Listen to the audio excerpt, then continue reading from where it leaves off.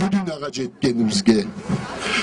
Bizni bu dünyaya jettirir şu köple, bunu körgünde etmeyeli, bilginde etmeyeli, dünyadan ketkeninde ilgilerimiz, aşkılarımız.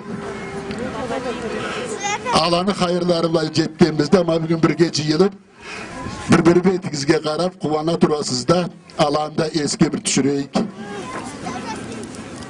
Artcan kan alında da bulmaz ilgiligi.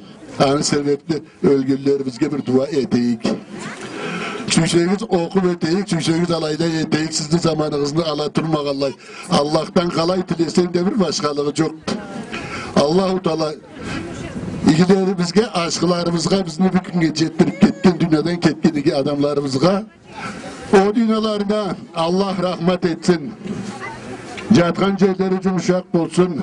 Allah'ın alında kıyamet tüncarık bitten bari çenası Allah versin. Amin Allahümme amin.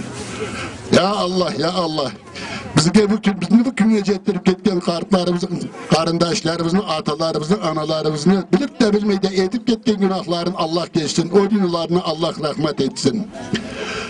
Izlarında koyup ketken bu cemaata Allah kıyılıkını Allah sıratmasın. Etken muratlarını Allah jettirsin.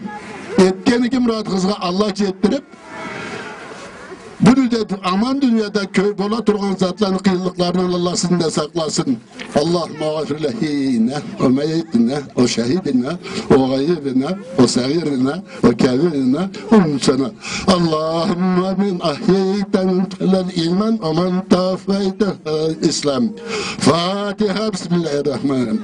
Elhamdülillahi Rabbil alemin. Ar-Rahmanirrahim, Malik yevmiddin. İyyâke na'budu, iyyâke nestaîn, ihdina sıratal müstakîm, sıratellezîne en'amte aleyhim, gayril mağdûbi aleyhim ve'd-dâllîn. Amin ya Rabbi.